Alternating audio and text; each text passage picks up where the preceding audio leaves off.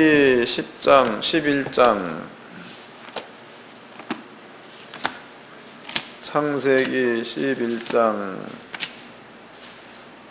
10절서부터 마지막 절까지입니다.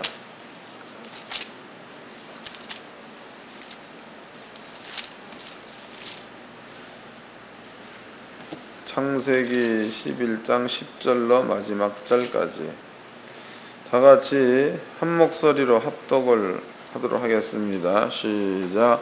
셈의 후에는 이러하니라. 셈은 100세 곧 홍수 후 2년에 아르박삭을 낳았고, 아르박삭을 낳은 후에 500년을 지내며 자녀를 낳았으며, 아르박삭은 35세에 셀레를 낳았고, 셀레 낳은 후 403년을 지나며 자녀를 낳았으며, 셀레는 30세에 에벨을 낳았고, 에벨을 낳은 후 403년을 지내며 자녀를 낳았으며, 에벨은 30세에 레벨을 낳았고, 벨렉을 낳은 후에 430년을 지내며 자녀를 낳았으며, 벨렉은 30세에 루를 낳았고, 루를 낳은 후 209년을 지내며 자녀를 낳았으며, 루는 32세에 자식을 낳았고, 스룩을 낳은 후에 207년을 지내며 자녀를 낳았으며, 스룩은 30세에 나홀을 낳았고, 나홀 후에 200년을 지내며 자녀를 낳았으며, 나홀은 29세에 자녀를 낳았고, 데라를 낳은 후에 119년을 지내며 자녀를 낳았으며, 데라는 70세 아브라함과 나홀과 하란을 낳았더라. 데라의 후에는 이러하니라. 데라는 아브라함과 나홀과 하란을 낳았고, 하란은 룻을 낳았으며, 하란은 그 아비 데라보다도 먼저 본토 갈대아 우르에서 죽었더라.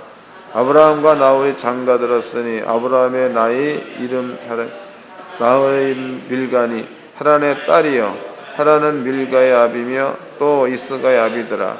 사레는 잉태하지 못하므로 자식이 없었더라. 데라가 그 아들 아브라함과 하란의 아들 그 손자 롯과 그 자부 아브라함의 아내 사레를 데리고 갈대아 루에서 떠나 가나안 땅으로 가고자 하더니 하란에 이르러 거기 거하였으며, 데라는 205세를 향수하고 하란에서 죽었더라. 아멘.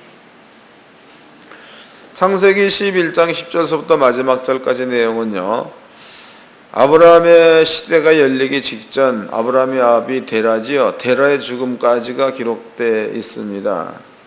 여기에서 이제 우리는 옛날에 그 여러분께 나눠드리는 족보에 대해서 이거 다 가지고 계신가요? 다 가지고 계시죠? 여기에 보면은 여기 윗장에 아담은 130세에 셋을 낳았고 800년을 향수하고 930세에 죽었더라. 그 다음에 셋은 105세에 에노스를 낳았고 807년을 향수하고 912세에 죽었더라. 그 다음에 90세에 게날 낳았고 840년을 향수하고 905세에 죽었더라. 이런 말씀이 이제 여기 기록되어, 이게 노아까지입니다. 기록되어져 있고, 그 다음에 이제 도표를 보면은요, 아담의 시작 여기서부터 노아의 홍수까지 여기까지 이제 자세하게 기록되어 있습니다. 연도로 본다면 아담 때로부터 노아의 심판 때까지가 1651년. 그러니까 이제 노아 시대까지 아담으로부터 1651년이 지나갔다는 겁니다. 이게 계산법대로 해보면은 나오는 거예요. 그게 집에 들어가시면은 창세기 11장 10절서부터 창세기 11장 32절까지의 말씀, 여기를 이 방법대로 여러분들이 한번 나이를 계산해 본다면 노아 때서부터 데라 때까지 몇 년이 흘렀는가가 대충 계산할 수가 있겠죠. 계산을 이제 굳혀놔가지고 계산해낸 게 없는데, 여러분들이 이제 계산해 놨으면 저한테 이제 가르쳐 주라고, 이 도표를 또 만들게, 아니면 만들어서 가지고 오든가. 그래서 그렇게 해서 노아 시대까지 그 인구는 무려 1650년간에 걸쳐가지고 번성된 인구니까 그 인구가 결코 작은 인구는 아니라는 거죠. 또 이제 그 사람들이 나이가 노아 시대에만 한다고 해도 여기 보니까 아담이 930세, 셋이 912세, 개난이 910세, 야렛이 962세, 뭐 이렇게 살고 죽었습니다. 여기 보면은 130세에 셋을 낳고 800년 동안을 자녀를 낳았으며 800년 동안. 그럼 이제 그때에 800년 동안 아담이 셋을 낳고 그 다음에 셋은 105세에 에노스를 낳고 807년 동안 자식을 낳았다 이랬단 말이에요. 그럼 여기에 이제 그 셋의 족보만 본다라도 그 인구가 가히 엄청날 건데 여기에는 가인은 기록되어 있지 않습니다. 가인은 기록이 되어 있지 않다. 그러면 가인의 족보가 이제 창세기 5장서부터 나와 있는 거니까 가인의 후예도 굉장히 많다고 봐야 맞겠죠. 그러므로 셋의 후손과 가인의 후손들 한번 이렇게 합해 본다면은요, 아마 모르긴 몰라도 노아 심판 때에 이 세상 가운데는 오늘날의 인구만큼 여기에 있었다고 봐도 되는 거다. 오늘날 한 60억 정도. 대충 감이 잡히시죠? 그러니까 이제 창세기 11장 10절서부터 마지막 절까지 그 내용은요, 데라까지입니다. 데라까지 이제 몇 세에 낳고 몇 세에 죽고 이런 게 나와 있으니까 노아 홍수 때서부터 아브라함 때까지는 몇 년 후다를 대략 계산해낼 수가 있을 겁니다. 오늘 우리가 이제 공부할 내용은요, 셋의 후손에 관한 이야기를 좀 해봐야 되겠습니다. 셋의 후손. 여기에서 하나님의 말씀에 관한 이해를 우리가 충분히 한번 해보도록 합시다. 하나님의 말씀에 관한 이해입니다. 우리는 그 성경에 보면은요, 요한복음 1장 1절 말씀에 보면 태초에 말씀이 계시니라. 이 말씀은 하나님과 함께 계셨으니 이 말씀은 곧 하나님이시니라. 이런 말씀이 있습니다. 말씀은 곧 하나님. 그 다음에 요한일서에는요, 하나님은 영이란 말을 썼죠. 하나님 빛이란 말을 썼습니다. 그 다음에 또 이제 요한복음 8장인가 거기에 보면 하나님은 영이란 말이 있습니다. 이제 요한복음 몇 장, 하나님 영이시니 예비하는 자가 신령과 진정으로 예비할지니라. 이 말이 있죠. 영이란 말을 썼습니다. 그 말을 우리가 이제 종합해 본다면은요, 말씀은 하나님, 빛은 하나님, 영은 하나님 그랬다고. 그리고 이것을 또 말씀 속에 빛이 있다. 그 다음에 말씀 속에 영이 있다. 이 말도 성경적으로 본다면 이게 증명이 되는 말이라고 이게. 말씀 속에 빛이 있다. 말씀 속에 영이 있다. 찾아보도록 하겠습니다. 잘 깨달으셔야 합니다. 그래야 여러분들이 그 영적인 세계를 이것만 깨달아지고 믿어진다면 영적인 세계를 스스로 알 수가 있는 겁니다. 요한복음입니다. 1장 요한복음 1장 1절서부터 읽겠습니다. 요한복음 1장 1절 태초에 말씀이 계시니라. 이 말씀이 하나님과 함께 계셨으니 이 말씀은 하나님이시니라. 그가 태초에 하나님과 함께 계셨고 만물이 그로 말미암아 지은 바 되었으니 지은 것이 하나도 그거 없이 된 것이 없느니라. 그럼 여기에서 지은 것이 하나도 그거 없이 된 것이 없대서 그는 하나님의 말씀이 되는 거겠죠. 그 말씀이 없이는 지은 것이 없다. 4절 그 안에 생명이 있었으니 이 생명은 사람들의 빛이라 해서, 그럼 여기서 얘기한 그 안이라는 것은 말씀 안이 되는 거겠죠. 아침 먹고 화장실도 안 갔다 온 거예요. 다시 읽겠습니다. 이게 요한복음 1장 엄청 중요한 거다고. 제가 아주 오래전에 요한복음을 강연을 처음 할 때에, 지금도 하나님께서 저한테 계속 지혜를 주시는 거지만요, 창세기 1장 1절 말씀을 강의할 때에, 창세기 1장 강의할 때, 그때에도 천지 창조라는 것에 대해서 저는 잘 몰랐던 거죠. 근데 창세기 1장 1절을 읽으면서 그때 하나님께서 주시는 영감이 궁창 위의 물, 궁창 아래 물을 깨닫게 하시는 거고, 그 다음에 땅이라는 것도 땅이 공허하며 혼돈하며 흑암이 깊음에 있고 하나님의 신은 수면에, 이런 부분에 대해서도 일반적인 신학에서는 무에서 유를 창조했답니다. 우리가 학교에서 공부할 때는. 그런데 성경은 그게 아니죠. 땅이 공허하며 혼돈, 그 얘기는 땅이 먼저 있었다는 거다고. 이런 모든 것들이 창세기 1장을 읽어나가는 그 순간에 아버지가 주는 거단 말이에요. 그 순간에 이렇게 주시는 겁니다. 어떤 때는 제가 이제 찬송 한 장 부르고 나면 이야기의 결론까지 얘기를 다 해버리죠. 그러면 찬송 부르는 그 시간에 끝까지 어떻게 해야 될 것인가 여기에 와. 믿거나 말거나. 근데 사실이라고. 여러분들은 지금 내가 강의하는 것을 볼 때에 여러분들은 기적을 보고 있다고 보면 되는 거예요. 그 요한복음 1장 말씀도 그런 겁니다. 요한복음 1장 말씀도 태초에 말씀이 계시니라 이 말씀은 곧 하나님이시다. 이 말씀은 읽는 순간에 하나님이 주신 지혜가 엄청나게 깨달아지고 그것이 내 마음간에 믿어지니까 한 절 읽어놓고 5분 만에 내가 강의를 마친 적은 그때가 처음입니다. 강의를 더 이상 할 수가 없는 거야. 이 강의를 할 수 없다는 얘기는 아버지가 지혜를 안 줘서가 아니고 아버지가 주신 그 지혜 속의 은혜가 너무나 크니까 말이 안 나와. 눈물이 앞을 막아가지고 말이 안 나. 그래서 요한복음 1장 1절을 강의할 적에는 5분 만에 끝냈습니다. 5분. 그리고 그 시간대는 전부 다 이제 기도하는 시간으로 다 바꿨죠. 그때는 말씀을 증거를 아는데도 기도하는 그 폼이 달라. 이상하죠. 여기에 이제 그 1절입니다.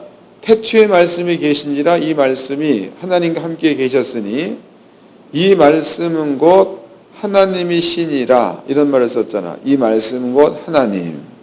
그 다음에 이제 2절 그가 태초에 하나님과 함께 계셨고 해서 생각 없이 읽으면 많은 사람들이 그를 예수다, 뭐 하나님이다 이렇게들 얘기한다고.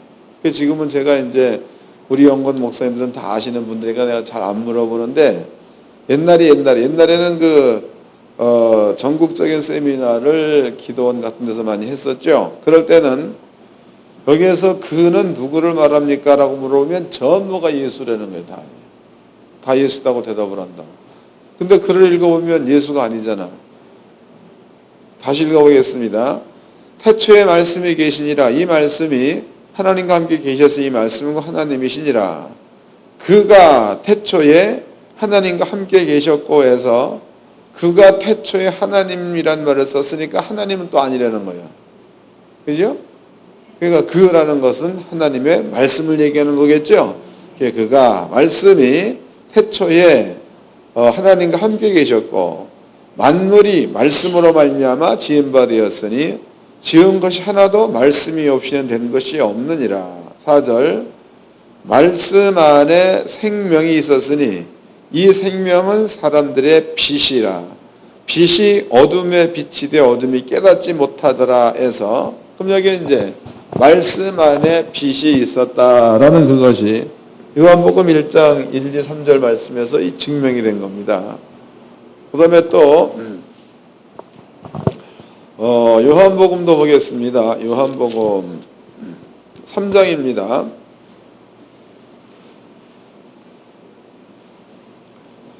3장 16절서부터 읽겠습니다. 하나님이 세상을 이처럼 사랑하사 독생자를 주셨으니 이는 저를 믿는 자마다 멸망치 않고 영생을 얻게 하려 하심이라 라는 말이 있죠. 그럼 여기 이제 예수야 예수를 믿는 믿음을 가지고 있으면 그 사람은 영생할 수 있다 이런 말을 썼다고. 영생한다. 그럼 여기에다가 요 예수라는 말을 우리가 빼보자고. 예수라는 말을 빼보고 뭡니까? 요한복음 1장 14절 말씀이죠. 14절 말씀에서 말씀이 육신되어 온 자가 예수다라고 나와 있으니까 요한복음 1장도 보고 넘어가자고. 요한복음 1장입니다. 14절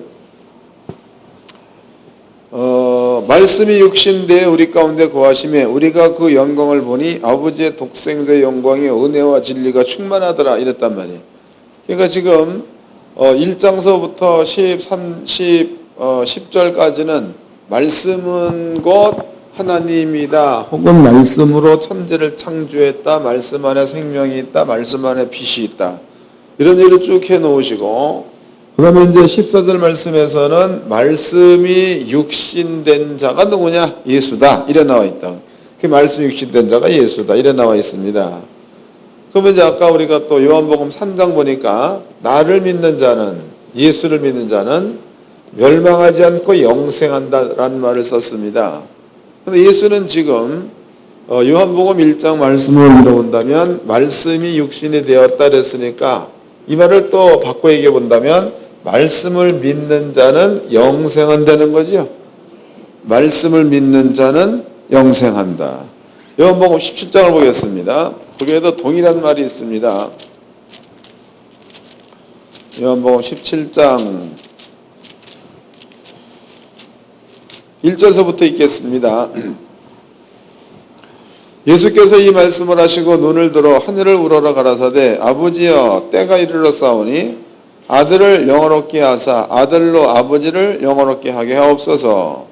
아버지께서 아들에게 주신 모든 자에게 영생을 주게 하시려고 만민을 다스리는 권세를 아들에게 주셨음이로소이다. 영생은 곧 유일하신 참 하나님과 그의 보내신 자 예수 그리스도를 아는 거 그랬단 말이에요. 영생이라는 것은요, 하나님과 그 다음에 예수님을 아는 거다고, 아는 거, 하나님과 예수님을 아는 거. 이걸 바꿔 얘기해 본다면 지식이 되겠죠. 지식은 곧 하나님의 말씀이 되는 겁니다. 예수님과 하나님을 아는 것 자체가 곧 영생이다.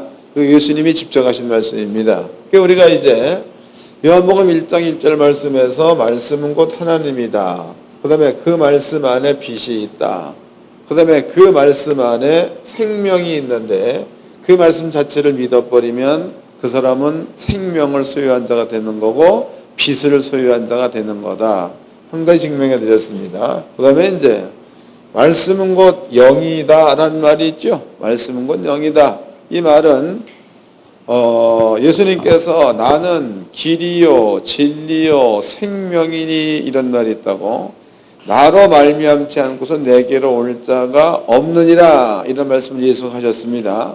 그 다음에 또 예수님께서 내 말이 영이요 생명이다 라고 말한 데도 있죠. 다시 예수님께서 나는 길이요, 그 다음에 나는 진리요, 나는 길이요 진리요 생명이다. 그 다음에 예수님께서 내 말이 곧 영이요 생명이다 이런 말을 쓴 데가 있습니다. 이 말을 쓴 데가 성경 몇 장에 나와 있어요? 예? 요한복음 6장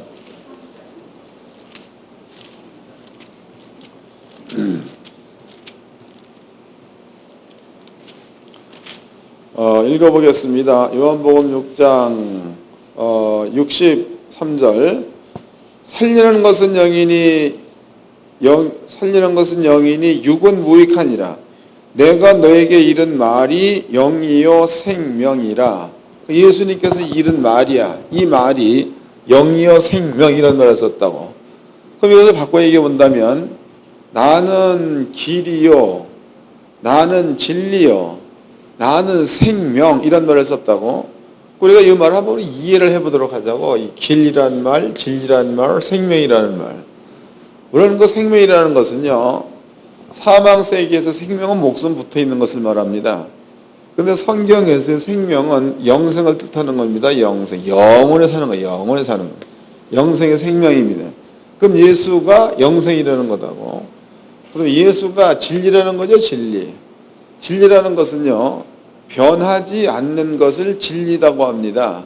그러니까 세상에서의 이론들입니다. 세상에서의 이론은 고대 철학자들은 지구가 네모났다라고 얘기했죠. 지구가 네모났다. 그래서 저 바다 끝을 가면은 폭포가 있을 것이다. 그런데 이제 이것을 둥글다라고 얘기한 사람이 갈릴레오인가 그 사람이 지구는 둥글다라고 주장을 했었죠. 그럼 이것은 처음에는 이게 이제 진리로 있었다가 그 다음에 이제 새로운 그 논리가 태어나게 돼서 그것이 이제 지구는 둥근다 이렇게 이제 논리가 바뀌었습니다. 이럴 때에 지구가 네모났다라는 지식 가운데 있었던 사람들은 지구가 둥글다라고 얘기한 사람이 등장했을 때 이단이라고 얘기했던 거고 이상스러운 사설을 전파하는 자다 이렇게 말했습니다. 그래서 이렇게 지구가 둥글다라고 주장한 사람들을 사형시켜버렸죠. 종교법에 의해서 처단시켰다 이 말이에요. 근데 세월이 지나고 났더니 지구가 둥글다가 맞았다 이 말이죠. 맞았다. 또 이제 우리가 너무나 잘 알고 있는 그 콜럼버스가 뭐를 발견했다고 얘기하죠. 그 사람이 그 대륙을 발견하러 떠났을 그때에도 이런 그 지구가 네모났다라고 믿는 사람 가운데 몇 사람들은 가면 못 돌아온다. 근데 갔더니 결국은 돌아왔죠. 둥글다라는 것들이 증명된 일이기도 하다 이 말입니다. 때문에 땅에서의 진리라는 것은요. 이렇게 변하기 때문에 진리일 수가 없다는 거다고. 변하기 때문에. 그러나 예수님께서는 나는 진리라는 그 말은 영원토록 변치 않는다는 겁니다. 근데 실질적으로 예수님께서 병든 자한테 손을 얹으면 낫는다 이 말이 지금부터 2000년 전에 해놓은 말입니다. 2000년이 지난 오늘날에도 이 말씀을 믿고 순종해 보면 병이 치료가 되지요. 그러므로 진리라는 거다고. 그 다음에 나는 길이요 길. 이 길이라는 것도 그런 거다. 길이라는 게 물론 그 길이라는 것은요 스스로 만들어가는 것도 길이다고. 스스로 만들어가는 거. 그래서 어떤 양반들은 이런 얘기하죠. 원래는 길이 없었다는 길이.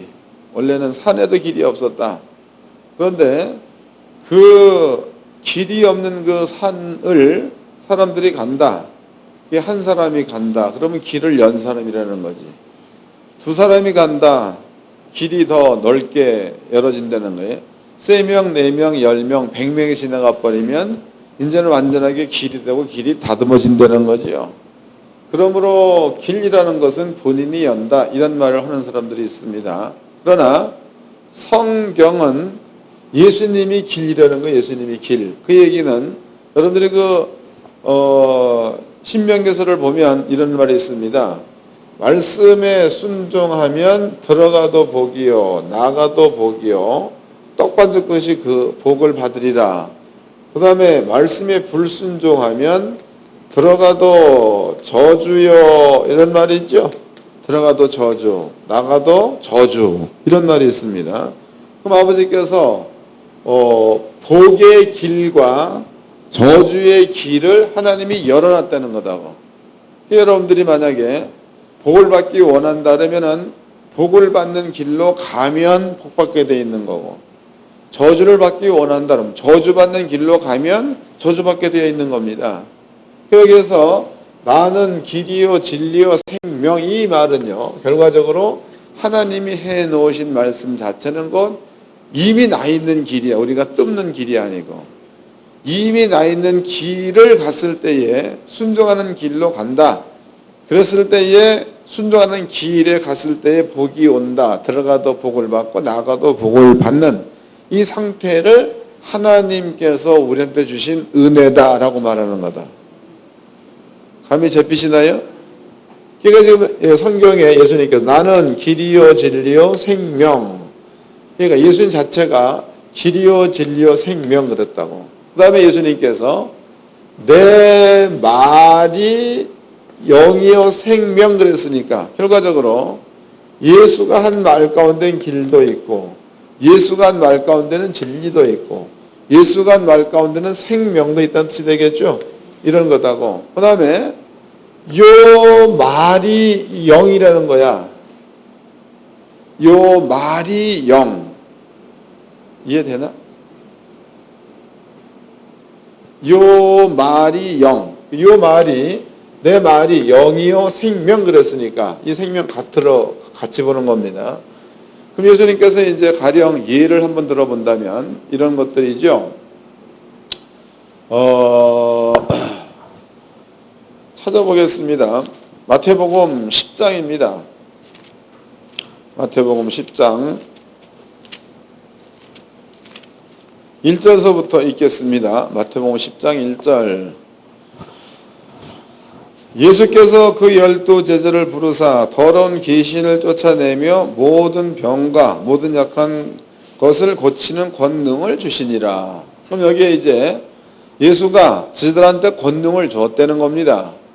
여기서 이제 1절 말씀은 권능을 주시니라로 끝내놓은 거다고. 우리가 1절만 해놓고 2절을 안 써놨더라면 권능을 어떻게 줬느냐가 안 나와 있다고 알 수가 없는 겁니다. 그런데 이제 2절에 12사도의 이름은 이러하니 베드로라는 시몬을 비롯하여 제자가 이름이 나오죠. 그 다음에 이제 5절 예수께서 이 12를 보내시며 명하여 가라사대. 예수가 명했다는 거다고. 가라사대 이방인의 길로 가지도 말고 사마리아인의 고을로 들어가지 말고 차라리 이스라엘집에 잃어버린 양에게로 가라. 가면서 전파하여 말하되 천국이 가까이 왔다 하고 병든 자를 고치며가 능력인 거죠. 병든 자를 고치며 죽은 자를 살리며가 능력이고 문둥이를 깨끗게 하며 귀신을 쫓아내되 너희가 거저받았으니 거저 주어라가 능력입니다. 그럼 예수님께서 이제 12명의 제자를 전도하러 보낼 때에 명했다, 명. 그럼 예수님께서 명했다는 예수께서 말씀하셨다 이런 얘기입니다. 그 말씀의 내용 가운데서 너희는 가서 병든 자를 고쳐라. 너희는 가서 귀신을 내어 쫓아라. 너희는 가서 죽은 자를 살리라. 너희는 문둥병 환자를 깨끗이 하여라. 이게 예수가 해놓은 명령입니다. 그런데 이 자체가 병이 치료가 됐다? 이게 권능이 되는 거다고. 권능. 귀신이 떠나갔다? 이게 권능이 되는 겁니다. 그럼 이거 1절 말씀에서 예수님께서 12 제자를 부르사 그들한테 권능을 주었다 이래 얘기해 놓고 그 다음에 이제 2절서부터는 예수님께서 명한 내용이 기록되어 있다고. 명한 내용. 그 명한 내용이 너희는 가서 병을 고쳐라. 너희는 가서 귀신을 내어 쫓아라. 너희는 가서 죽은 자를 살려라. 너희는 가서 문둥병 환자를 깨끗하게 하여라 라고 명했다는 거죠. 그 명해 놓은 것들은 예수님께서 하신 말씀이기 때문에 권능이라는 것은 예수님이 해놓은 말씀 안에 말씀료 자체가 한테는 권능이 된다는 거죠. 이해되셨나? 그러면 이제 제자들이 가는 겁니다. 갈 때에 제자들이 예수님께로부터 권능을 행할 만한 지팡이를 받았다는 얘기 아니고 예수가 명한 말만 가져가는 말만. 예수가 명한 말을 가져가는데요. 그 말이 제자들의 머릿속에 있는 거다고. 그 머릿속에 있는 그 말이 가다가 아픈 자를 보았어. 그래서 손 얹고 기도해 봤더니 병이 낫다는 거죠. 그럼 손 얹고 기도해 병이 낫은 그 상태가 제자들에게는 권능이 나타난 게 되는 거고 또 치료받은 사람 앞에는 권능을 받은 게 되는 거고 이해된 거죠? 네, 그런 겁니다. 때문에 예수님께서 제자들한테 명했다 혹은 말씀하셨다 이 자체가 예수님께서는 내 말이 그래서 영과 같이 봤다는 거다고. 영과 같이 봤다. 이해가 되시나? 내 말이 영과 같이 본 겁니다. 그러면 이제 아까 우리가 이제 하나님에 대한 얘기를 할 때에 말씀은 곧 하나님이시니, 말씀은 빛이시니, 말씀은 영이시니, 또 하나님은 영이시니 그랬다 이 말이에요. 그러면은 말씀은 하나님이다, 하나님은 영이다 그랬으니까 예수가 해놓은 그 말 자체가 예수께서 내 말이 영 그랬으니까 그 말 자체를 요한복음 1장으로 본다면 말 자체가 하나님이다 그랬으니까 그 말 자체에 예수님께서는 영이다 그랬으니까 그것도 하나님이라는 거죠. 이해가 되시나? 나는 설명을 잘 못해도 잘 알아들으시면 되는 겁니다. 그 말 자체가 말 자체가 하나님이다 이런 뜻이 되는 거다. 그렇다면은요, 예수님이 해놓은 말씀은 어떤 말씀이 되었던, 하나님이 해놓으신 말씀도 마찬가지입니다.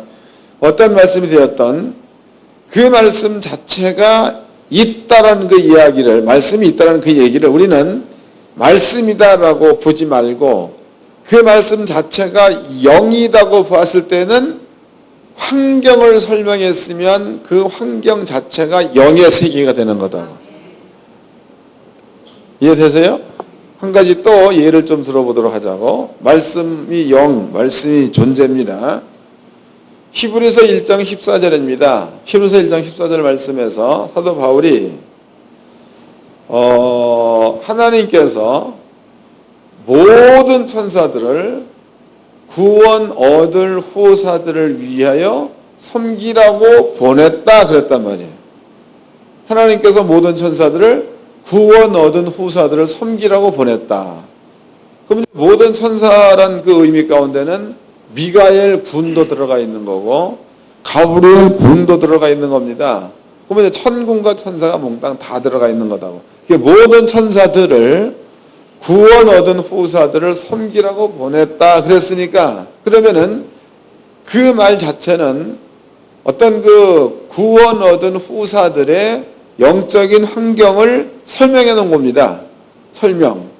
그러니까 비록 그렇게 얘기해 놨다 손 칠지라도 그 내용으로 보면 아주 간단한 건데, 그런데 여러분께 설명해 드린 말씀은 영이요, 말씀은 하나님이다, 말씀은 빛이다, 이런 차원에서 밀어본다면요, 그렇게 하나님께서 모든 천사들을 구원 얻을 후사들아 섬기라고 보냈다는 그 말 자체가 영이다면 여러분들의 주변에는 그 영적인 환경이 지금 와 있는 게 되는 겁니다. 읽어보겠습니다. 히브리서 1장입니다.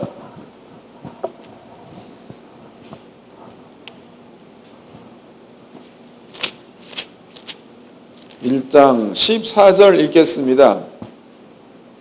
히브리서 1장 14절. 모든 천사들은 부리는 영으로서 구원 얻을 후사들을 위하여 섬기라고 보내심이 아니뇨. 이건 하나님 말씀이다고. 모든 천사들은 하나님이 부리는 영으로서 구원 얻은 후사들을 섬기라고 보냈다는 겁니다. 그러면 이제 여러분들은 하나님께서 이렇게 말씀해 놓으신 거니까 모든 천사들은 여러분들의 주변에 지금 와 있다는 뜻이 되겠죠? 와 있는 겁니다, 지금. 그러니까 우리가 믿을 때에 어떤 분들은 천사에 대해서 잘 모르는 양반들은요, 날마다 귀신 얘기만 하고 귀신만 두려워한다고. 마귀도 두려워하고 사단도 두려워하죠. 근데 성경은 마귀와 사단은 두려움의 대상이 아니고 발로 밟아야 될 대상이라고 나와 있어. 그 다음에 성경에 모든 천사는 부리는 영으로서 구원하는 후사들을 위하여 섬기라고 보냈다는 게 성경이다고. 그럼 여러분들은 지금 세상 안에 있지만은 천사들 안에 있는 자요. 천사들 안에. 근데 표현이 사탄 안에 있다, 혹은 마귀들이 득식을 거는 데 있다라고 표현한다면 스스로한테 주어진 영적인 엄청난 권세를 포기하는 게 되는 거다고. 이해되시는 거예요? 잘 깨달으셔야 된다고. 그러니까 우리가요, 신앙생활을 쭉 해오는데 성도들이 두려워하는 그 이유는 내 주변에는 악한 영들만 있다는 개념을 갖고 있으니까 두려워하는 거다. 그러나 반대로 성경대로 내 주변에는 천군과 천사들을 아버지가 보내가지고 꽉 채워져 있다, 이런 믿음 가지고 있으면 두려울 게 없는 거죠. 오히려 마귀나 사탄이 나타나면 싸우러 갈 백성이 생긴다는 거예요. 천사들이 채워져 있는 거니까. 그래서 성경에 내 말, 예수가 해놓은 말, 그 말이 영이요, 그 다음에 예수님이 해놓으신 말이 곧 하나님과 동격이라는 거죠. 그 다음에 또 예수님께서 해놓은 말이야, 그 말 자체가 사람들 속에는 생명이 된다, 이렇게 얘기해놨다 이 말이에요. 그럼 이거는 어떻게 성경이에요? 성경. 그렇다면 우리는요, 그냥 성경 말씀 읽어 나갈 때에 소설책처럼 읽어서는 안 된다는 거지. 아시겠어요? 소설책처럼 읽으면 아주 곤란한 거예요. 네? 많은 양반들이 지금까지 이렇게 보면은 소설책처럼 읽고 앉았어. 그래서 제가 이제 그 성경 읽는 것에 대해서 물어본다고, 목사님 성경 몇 독 했습니까? 물어보면 뭐 100독 했다, 뭐 50독 했다, 뭐 10독 했다, 뭐 그래. 근데 그것이 이 말씀이 깨달아진다면은 그게 무효요, 무효. 100독한 게 무효고 1000독한 게 무효고 무효입니다.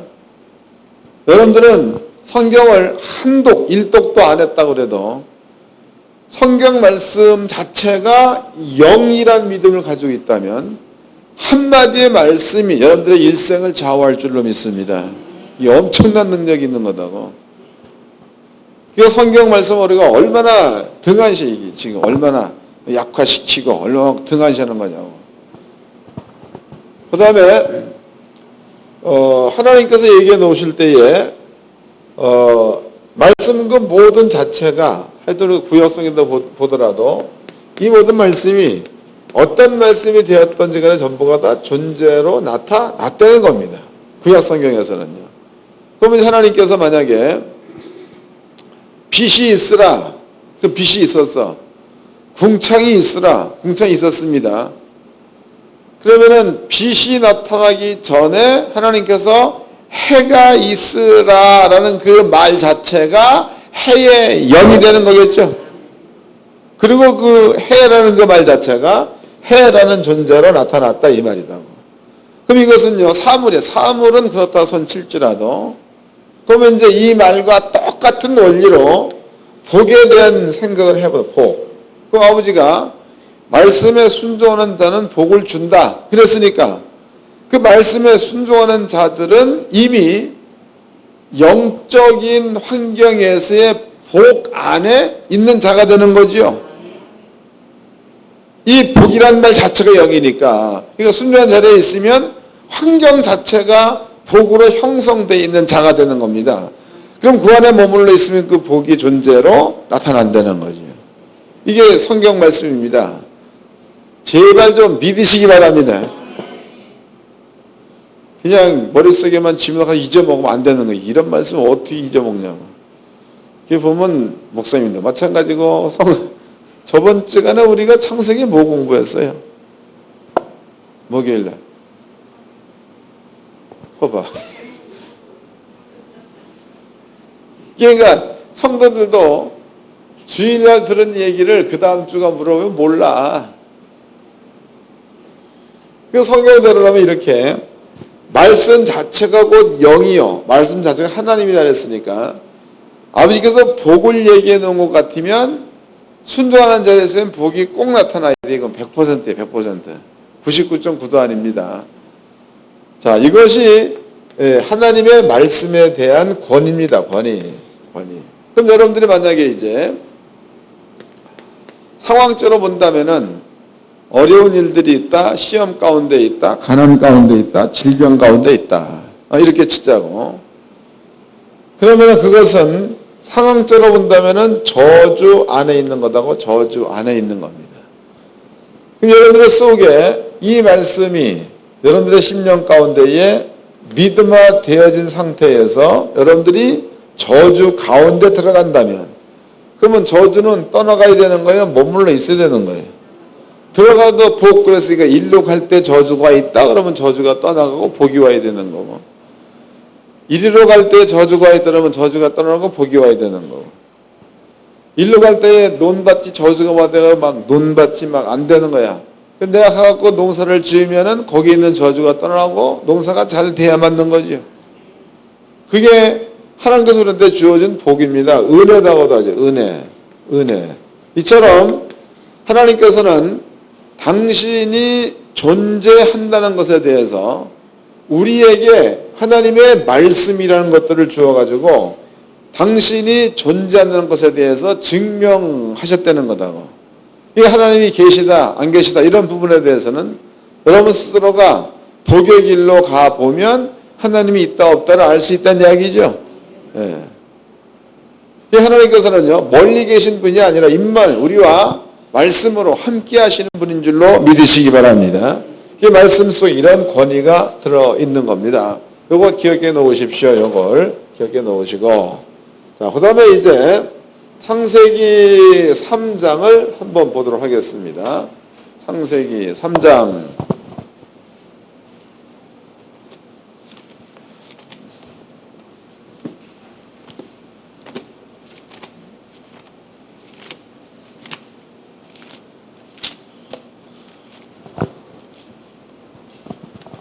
창세기 3장 14절서부터 읽겠습니다. 3장 14절.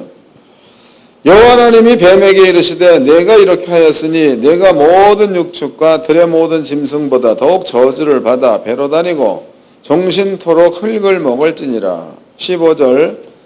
내가 너로 여자와 원수가 되게 하고 너의 후손도 여자의 후손과 원수가 되게 하리니 여자의 후손은 내 머리를 상하게 할 것이요 너는 그의 발꿈치를 상하게 할 것이라 하시고 그랬습니다. 그럼 여기 이제 그 후손이 둘이 나와. 둘. 너의 후손, 그 뱀의 후손 나오는 거였죠. 뱀의 후손. 또 너의 그 여자의 후손이 나옵니다. 여자의 후손. 그럼 여기에서 여자의 후손은 네 머리를 상하게 할 것이다 해서 네 머리라는 것은 뱀의 머리를 상하게 한다 이 말이다. 뱀의 머리를 상하게 한다. 이런 얘기를 해놓았습니다. 그러면 뱀의 후손도 하나님이 해놓으신 말씀 안에 있는 거니까 뱀의 후손도 나와야 맞는 거죠. 여자의 후손도 하나님이 해놓으신 말씀 가운데 있으니 여자의 후손도 나와야 된다 이 말이죠. 나와야 됩니다. 근데 우리가 여자의 후손 그러면은 여자의 후손이라는 것은 또 찾아보도록 합시다. 이사야서입니다.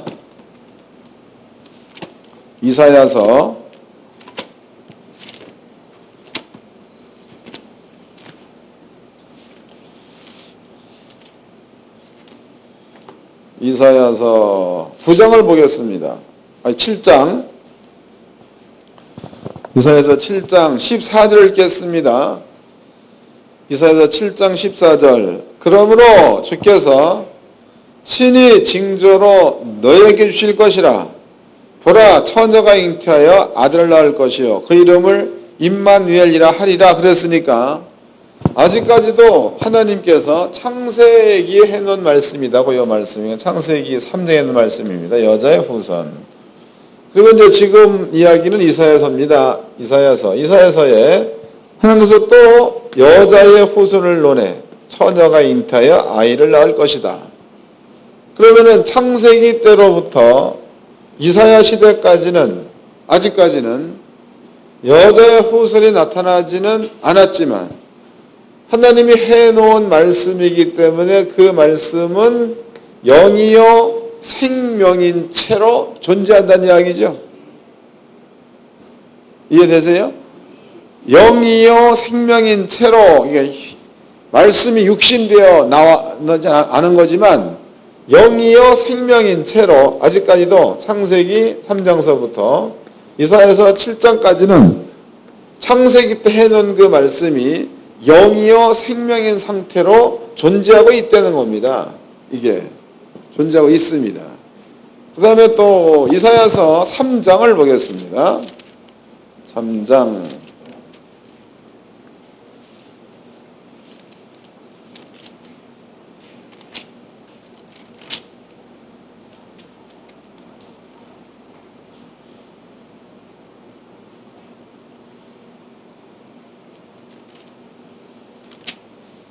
3장 1절서부터 읽겠습니다.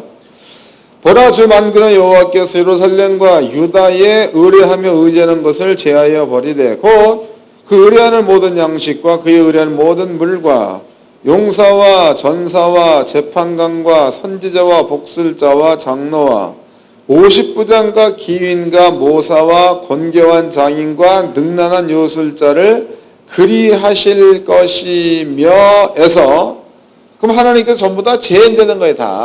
싹 다 죽인다, 없앤다 이런 얘기가 되는 거다고. 근데 만약에 하나님께서 이런 그 모든 자들을 몽땅 죽인다면 이게 죽이는 이유가 죄 때문에 죽이는 겁니다. 여기 우상 숭배했다, 그래서 죽이는 거다고. 그 몽땅 죽인다. 그러니까 죄가 있다고 그래서 아버지가 몽땅 죽인다. 그래 버린다면은요. 하나님께서 해놓으신 그 말씀 여자의 후손이라는 얘기를 해놨는데 여자의 후손으로 올 그 여자의 후손이 아버지가 몽땅 죽여버리면은 여자의 후손의 길은 끊어지는 겁니다. 길은 끊어지게 되니까 하나님께서 아무리 사람이 많이 죄를 진다고 해도 여자의 후손이라는 사람이 세상에 올 때까지는 그 통로는 아버지가 남겨놔야 맞겠죠. 사람들이 아무리 죄를 많이 진다 해도 그 통로는 아버지가 남겨놔야 맞는 거예요. 그 사람이 잘나서가 아니라 여자의 후손으로 올 자가 올 때까지는 하나님께서는 그 통로를 꼭 지키셔야 돼. 그래서 그 지킨 자들이 성경에는 유대지파라고 나와요. 유대지파. 유대지파를 통해서 아버지가 다윗을 보내고 다윗한테 솔로몬 보내고 누워보 그 뒤로다가 계속 이어져 내려왔다 이 말이죠. 그렇게 돼가지고 그네들이 아무리 죄를 많이 진다 해도 여자의 후손이라는 자, 즉 예수가 세상에 올 때까지는 유대지파의 명맥은 끊임없이 유지되게끔 아버지가 해놨다는 겁니다. 그 유대지파는 왜 사는 거예요? 왜? 유다지파는 왜 살 수 있는 겁니까? 비록 그 사람들이 잘못했다고 해도 여자의 후손이 네 통로를 통해서 오겠다는 그 말 때문에 그네들이 존재하는 거죠. 여러분께 그 말이 있으면 어떻게 되는 거예요? 여러분들도 아버지가 보기에는 그럴지라도 하나님이 해놓은 말씀 때문에 유지된다는 거예요. 겸손해야 되겠죠. 예레미야서를 보겠습니다. 예레미야서.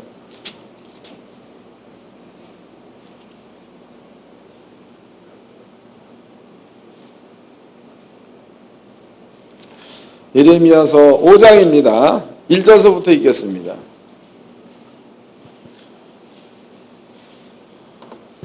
너희는 예루살렘 거리로 빨리 왕래하며 그 넓은 거리 찾아보고 알라. 너희가 만일 공의를 행하며 진리를 구하는 자를 한 사람이라도 찾으면 내가 이 성을 사하리라. 이 얘기는 하나님의 뜻대로 행하는 자가 한 명도 없다는 거다. 그런데도 아버지께서 그네들을 살려서 다시 가나안 땅으로 돌아오게 만드는 것은 하나님께서 창세기 때 얘기해 놓으신 여자의 후손 가운데서 예수가 사람이 안 왔다는 겁니다. 그러므로 그네들이 죄를 아무리 범했다 해도 하나님은 그네들의 죄를 끝까지 용서하셔가지고 그 길을 지켜주셔야지만이 그래야 아버지의 말씀이 이루어질 수 있다는 거죠. 그 아버지의 말씀이 다윗의 후손으로 온다 그랬다고. 그건 다윗의 후손으로 온다는 그 말씀이 다윗의 후손에게 머물러 있다면 다윗의 후손은 그 말씀 때문에 보호받는 거예요. 다윗 때문에 보호받는 게 아니야. 말씀 때문에 보호받는 거다 이 말이에요. 이해되신 거죠? 이제 우리는 창세기 11장 말씀에서 거기에 셈의 후손이다. 셈의 후손. 이제 깨달으셔야 합니다. 창세기 5장이야. 5장에서는 가인의 후손. 이제 읽어보겠습니다. 이제는 본문으로 가보도록 합시다. 창세기 5장, 4장이네, 4장. 16절 읽겠습니다. 창세기 4장 16절. 가인이 여호와 앞을 떠나서 나가 에덴 동편 놋 땅에 거하였더니 아내와 동침하여 그가 잉태에 에녹을 낳은지라. 가인이 성을 쌓고 그 아들의 이름으로 성을 이름하여 에녹이라 하였더라. 25절, 23절. 남에게 아내들에게 이르되 아다와 실라야 내 소리를 들으라. 람에게 아내들이여 내 말을 들으라. 나의 창상에 인하여 내가 사람을 죽였고 나의 상함에 인하여 소년을 죽였도다. 가인을 위해서는 벌이 7배, 남에 걸려서 벌이 77배 이렇게 나와 있습니다. 그러면 창세기 4장 말씀에서는요, 가인의 후손이 거기에 나와 있다고. 가인의 후손. 그러니까 아까 우리가 읽어봤던 그 부분에서는 셈의 후손이 거기에 나와 있습니다. 셈이 이제 누구를 낳고 이렇게 쭉 나와 있지 않습니까? 그러면은 노아 역시도 셈의 후손 가운데 들어간 자가 되는 거. 노아 역시도 셋의 후에. 그리고 이제 가인 역시도 후손을 낳았고 아담의 세 번째 아들도 후손을 낳았습니다. 그러면 가인도 악한 자요, 또 셋도 악한 자입니다. 따지고 본다면. 근데 셋의 후손이 아담의 8 식구가 명맥이 유지될 수 있었던 이유는 왜 그런 거예요, 이제? 다 잊어먹었어, 또. 창세기 3장에서 여자의 후손이라는 그 말이 셋의 후손에 딱 그 말을 두었으니까 그것 때문에 노아의 식구가 보존됐다고 봐야 맞겠죠? 이 정도 얘기하면 그냥 대박 알아들어야 되는 건데 말이에요. 못 알아들어가지고. 이제 창세기 거기 6장을 보겠습니다. 6장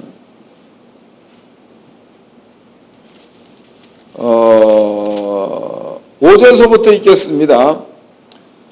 여호와께서 사람의 죄악이 세상에 가난한가 그 마음의 생각의 모든 계획이 항상 악할 뿐임을 보시고 그랬습니다. 그러니까 모두 다 악하다.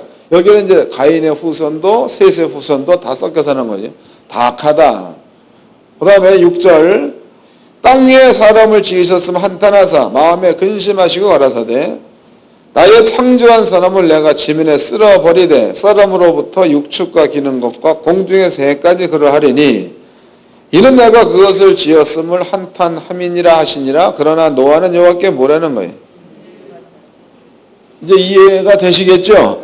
이제 우리가 이제 9장이나 10장에 넘어오면 노아가 지네 아들을 갖다 저주하는 장면도 공부했습니다. 그 노아의 저주의 말로 보니까 노아도 가인 같은 놈이죠. 안 그래? 노아 역시도 성품상으로다가 너는 처음부터 살인한 자요. 육신으로 있는 자이기 때문에 노아 역시도 그 속에 죄성을 가지고 있기 때문에 가인과 똑같은 죄성을 가지고 있다는 겁니다. 그러니까 아들에게 저주를 하는 거예요. 근데 아버지께서 노아한테는 은혜를 입혔다 해서 노아까지 몽땅 죽이고 난다면 여자의 후손이 너의 머리를 밟을 거라는 그 말은 이루어지지 않는다는 거예요. 그러므로 누군가를 살려놔야 되는 거예요. 그 살려놓는 자 가운데서 아버지가 노아를 택한 거다고 하나님께서 노아한테 은혜를 입혔더라. 이해가 될 줄로 믿습니다. 노아가 이제 셈을 낳았다고 셈. 아까 이제 11장 말씀에 셈의 후손이 이제 나와 있습니다. 그러면 이제 셈이 택해져 가지고 셈의 후손이 땅에 나열되어 있는데요. 그러면 그들에게도 하나님께서 해놓으신 여자의 후손이라는 그 말이 이들에게도 계속 영적으로다가 흘렀다고 봐야 맞겠죠. 결과적으로 이 족보에 나와 있는 사람들을 보호한 그것은 그네들의 성품상의 의인 혹은 하나님을 믿어서 의인 이런 것 때문에 보존되는 게 아니고 하나님이 해놓으신 말씀이 그네들을 보존한다는 뜻이 되는 겁니다. 그럼 이제 오늘날의 여러분들의 마음 가운데에 하나님께서 예수를 믿으면 구원받는다는 말을 주었어. 그러면 여러분들이 구원받는 게 여러분들이 잘나서 구원받는 거예요? 그 말 때문에 구원받는 거예요? 이해가 되는 거죠? 이 말 때문에. 아버지가 해놓은 말들이 엄청나게 많아요. 내가 너희한테 원수의 모든 능력을 제할 권세를 주었느니라 이 말도 있고 그 다음에 내가 너희한테 자녀의 권세를 주었느니라 이런 말도 있고 내가 너희를 하나님께서 예수님을 세상에 보낸 것처럼 예수님도 우리를 세상에 보냈단 말도 있고 이게 분리된 세계다고 우리가 온 세계는 이 세상이 아니고 아버지 나라로부터 보냄을 받았다 이런 뜻이 되는 겁니다. 이런 말들을 예수를 믿는 자한테 많이 아버지가 주어놓은 겁니다. 그럼 여러분들은요 단지 예수를 믿는 믿음 하나 때문에 여러분들한테는 하나님의 여러분들을 보존하는 하나님의 말이 들어와 있는 거고 여러분들을 지켜주는 하나님의 말이 들어와 있는 거고 그러니까 그 말씀이 있는 믿음만 가지고 있으면 어디를 가더라도 당당하겠죠. 근데 그런 믿음이 여러분들한테 주어지고 말씀 있는 믿음이 여러분들 속에 이게 확실하지 않으니까 불안하고 축조하고 그런 겁니다. 확실하게 믿어진다면 불안할 게 전혀 없는 거예요, 전혀. 맞는 겁니까? 또 이제 그 원리를 설명해 드렸습니다. 제가 이제 가끔 설교를 얘기해요, 설교를 우리가 할 때에, 이거 그냥 펴고 하라고 했죠? 그럴 때에 마태복음 1장이나 누가복음 3장이 펴지면 곤란합니다. 이런 얘기입니다. 깜깜하잖아요. 그거는 왜냐, 낳고만 나오니까. 그 이제 마태복음 1장 읽어보자고. 마태복음 1장.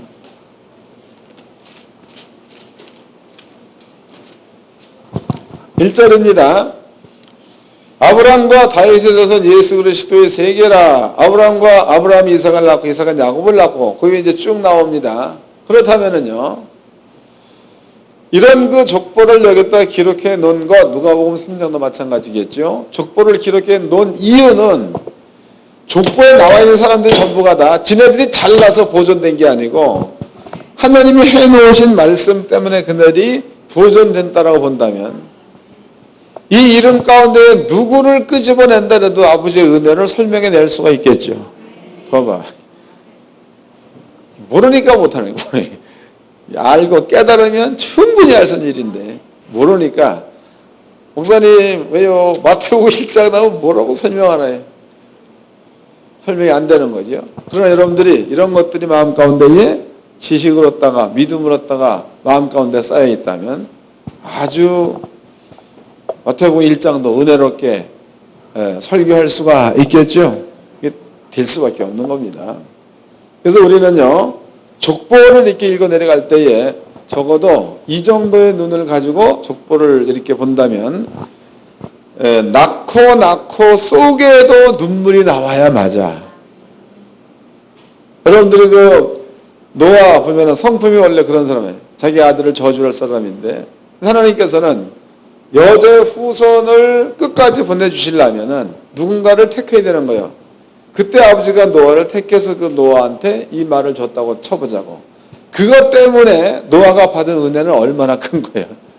그 많은 사람들이 몽땅 죽는 가운데서 노아의 식구만 사는 거 아닙니까? 그 낳고 가운데에 그런 은혜를 여러분들이 하나하나 발견해 본다면요, 낳고 이삭이 야곱을 낳고 눈물 안 나겠어요? 아브라함이 이삭을 낳고 이게 눈물 안 나겠느냐? 야곱이 유다를 낳고 그 유다는 뭡니까? 좀 이렇게 좀 복잡스러운 말로 표현해 본다면 유다는 지 며느리와 동침한 사람 아니요. 유다. 안 그래요? 그런데도 하나님께서 그를 지켜준 이유는 어디 있다는 거예요? 이런 이유 때문에. 그러니까 유다를 낳고도 눈시울이 뜨거울 수밖에 없는 거지. 우리 원래 그런 사람들 아니야. 우리도. 여러분들이 그 남자나 여자나 얼굴을 보면 허여물 쓰고 다 이뻐, 다 잘났다고. 얼굴 뒤에 숨겨진 일들이 얼마나 그러냐고. 얼마나 추악한 것들이 많이 숨겨져 있어. 연예인들이 그 요새 많이 나오잖아.